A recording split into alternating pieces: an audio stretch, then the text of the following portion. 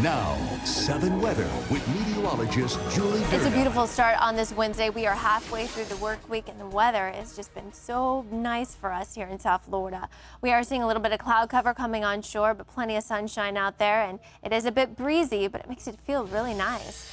We are seeing dry conditions in Broward, Miami-Dade, and down by the Keys. Wanted to focus on the moisture on the radar, mainly over the Florida Straits. That's where we are still dealing with a stalled out frontal boundary. Some of that moisture could push a bit more to the north later on today. So we are going to keep a chance of showers in the forecast, mainly for the Keys and possibly even southern Miami-Dade.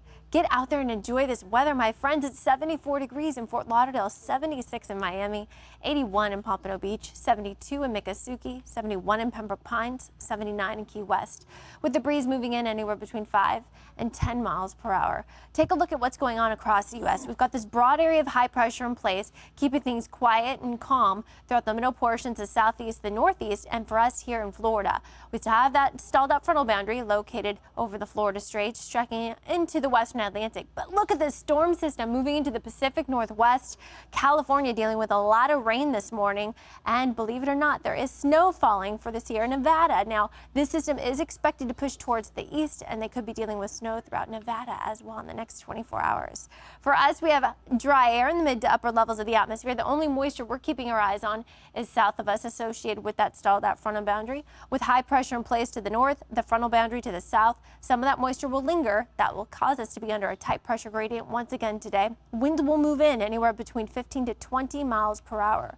As we go to the weekend, we are going to see a bit of a change starting Friday. An area of low pressure is expected to develop along this front. That will lift to the north and bring us a better chance of showers and thunderstorms for the weekend forecast. So just be prepared. That tropical moisture, the heat, and the humidity will return. So enjoy today.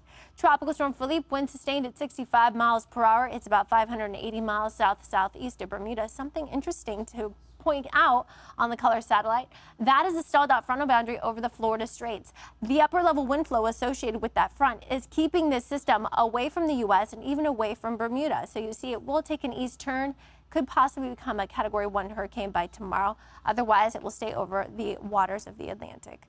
Back home here, there are advisories because of how windy it's going to be. Small craft exercise caution, high risk of rip currents. The bay will be choppy. From the lower Keys, an advisory, near-shore waters will be rough. Highs today in the upper 80s, mostly dry in Miami-Dade and Broward. For in the Keys, there is that chance of showers. Showers tonight by the Keys as well. Lows in the lower 70s and then upper 70s for the coast. Another beautiful day Thursday. Rain chances come back into the forecast starting Friday.